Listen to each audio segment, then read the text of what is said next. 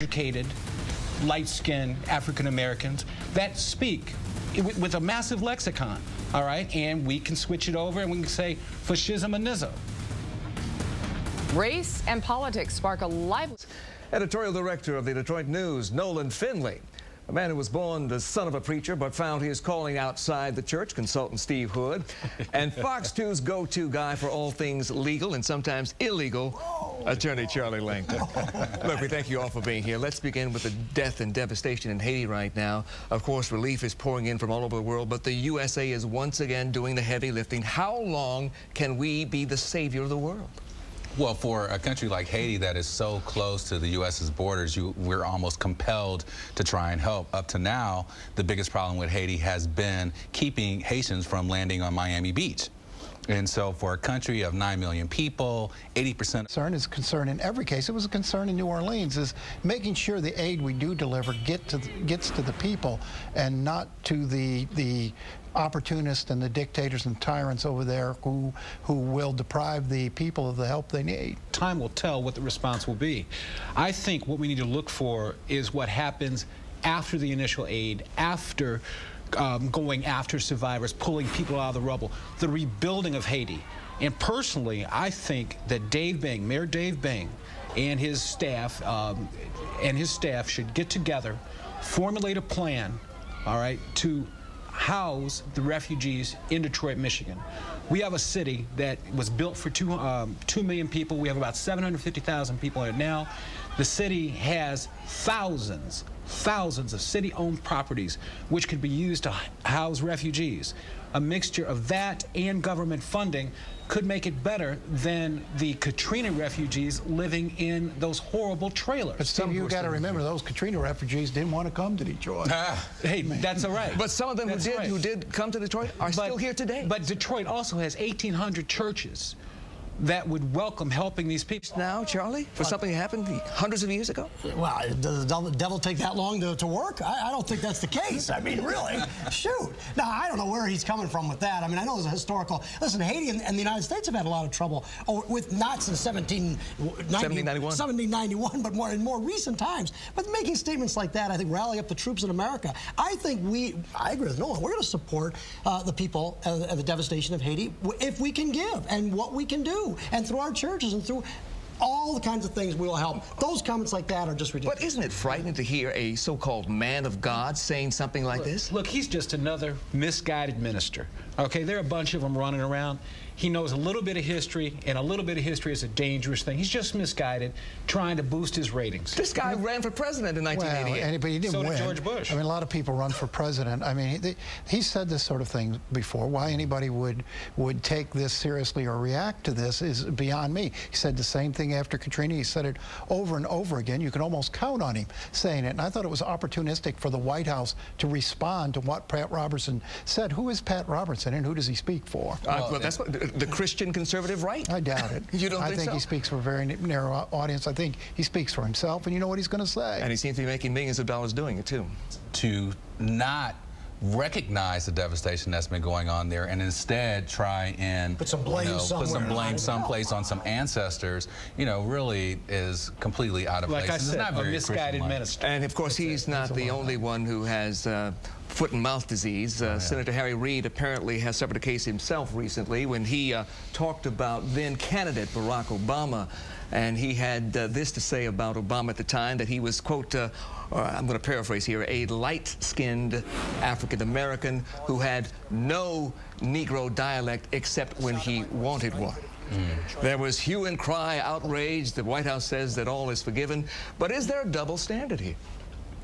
I'm no big fan of Harry Reid, but I am inclined to not, say the death penalty is in order every time someone makes a slip of the tongue. This seems like a curious comment in 2010. You don't hear that word used a whole lot in discussions of African America, but in terms of offensiveness, I hardly think it rises to the level of the reaction it's beginning. I think people ought to be giving a little bit of a pass for slipping slips of the tongue. We all make them. You can't set the standard so high that you got to watch every single word you say. Of course, Republicans argue that Trent Lott was kicked out.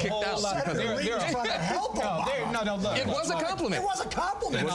Backhanded compliment. It wasn't a compliment. There are a whole lot of people in this country that are afraid of an educated African-American male, whether light-skinned, brown paper bag, whatever. They're afraid of him. Harry Reid just got caught saying what a lot of people think.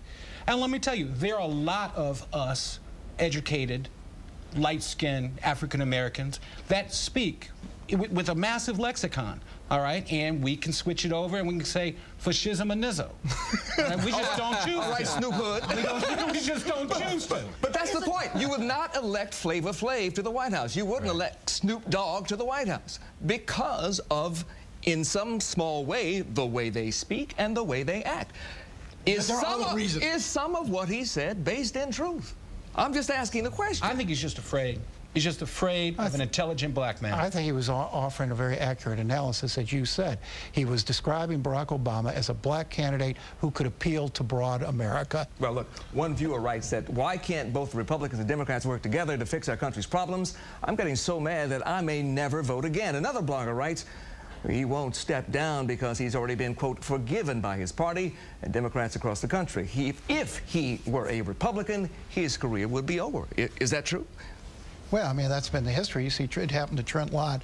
Democrats do seem to forgive the sins of their But now Trent Lott seemed to imply that segregation was a good thing. That's right. Well, then he seemed to imply that if we had elected Strom Thurmond, a rabid segregationist, as president, we wouldn't be having the problems we had now. That's what he said. That's not how Trent Lott explained it. And Republicans do tend to be forced to extract a higher price than Democrats extract. We've seen that over and over again. Well, because Republicans have a history of, you know, taking advantage and dividing and using race in ways to win elections and divide people. So, of course, the Republican Party was the first party of African Americans. They were the first inclusive party of the African Americans. Hundreds of years ago. Hundreds of years ago. Yeah, right. Before the Civil War, I mean, come on. During the Civil War, exactly. No, Trent Lott went too far. Now, have you seen the new census form? Yeah. Some people are up in arms because the census form includes the category of Negro. African-American, Negro, there it is right there. Black, African-American, or Negro. Some younger African-Americans are upset that Negro is included. I'm 55, maybe I'm too old, but I have never considered Negro to be a pejorative term. I see no problem with it. My late grandfather, who died at 96, called himself colored his entire life. And yet he was a courageous, strong entrepreneur, great man. But what is the word? I mean, very few people use the word Negro. And if they use the word Negro, it's not good. And you don't call yourself Negro. But wait. When did that happen? You refer to yourself Negro. Who decreed that Negro would be a negative term? When did it happen? Did Jesse Jackson suddenly say, okay, we're going to be African Americans from now on, and we all agree that that's the way it should be? Well, I don't know. My birth certificate says Negro on it. My kid's birth certificate says African American. So, you know, somewhere along the line. Are you offended by the word Negro? I'm not offended by the word Negro at all. All right, we started off that way years ago. It doesn't matter. I'm Steve Hood. I'm super Negro. All right, I